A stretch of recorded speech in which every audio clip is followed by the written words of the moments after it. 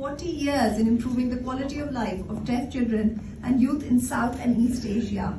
To acknowledge his 3 decades dedicated services in Pakistan, the Islamic Republic of Pakistan, for his services to the deaf community on 23rd March last year.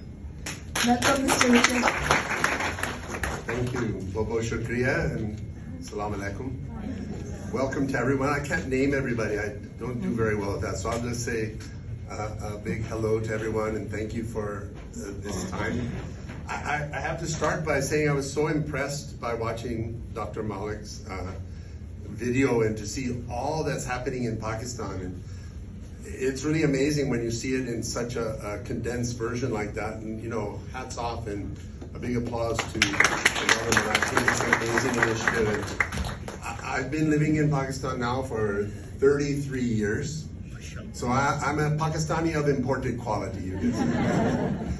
And, you know, my wife and I are parents of a deaf child, and all those many years ago, we started a small center for deaf children in Karachi, which has now grown. And I just wanted to take my short time today to talk about what can be done, what needs to be done to empower the deaf community to bridge this gap, because as the disability statistics indicated, there's such a huge gap, and this is just a rough estimate that there's over 1 million deaf children in Pakistan, but hardly 5% have actual access to schools. The government has opened up the doors, and we've been working with the corporate sector in so many ways to create opportunities. But it's a start, it's not the finish. There's just so much more to go. It's like climbing a mountain, you know.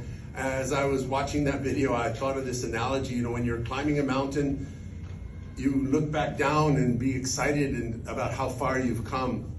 But then when you look up, you see how much further you still need to go. And that's the challenge. In our schools, which we call Deaf Reach, we focus on a holistic model. We have 7 campuses across 7 different cities in Pakistan. It's 100% free education, and this is all reaching out to underprivileged families for low income, low education backgrounds. And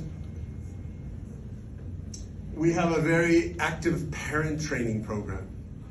As someone mentioned, Zaigam Saab mentioned about the heartache that parents go through, and I can personally relate to that. I'm a parent of a deaf child.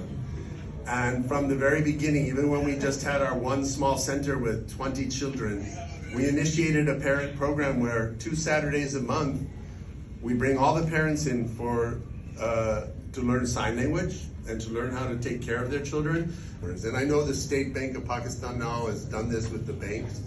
We have about 35 deaf boys and girls working in banks, but it's a drop in the bucket. So much more to go, but you know, it's a good start.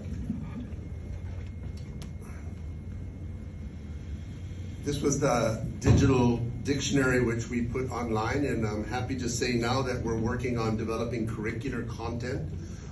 This was initiated during COVID. COVID forced us to do something for our students because they're all stuck at home.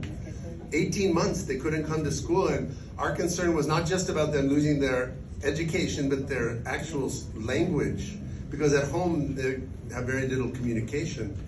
So what we did was, a donor funded buying secondhand laptops for all of our students, which we gave.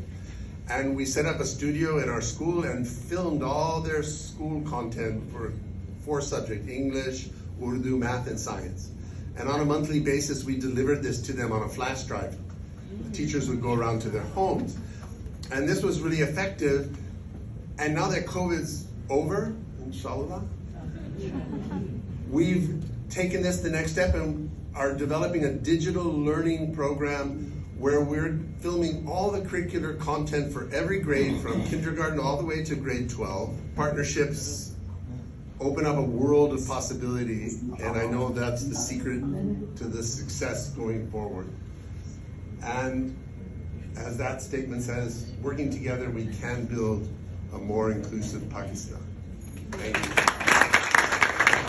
Thank you, Mr. Richard. We are truly honored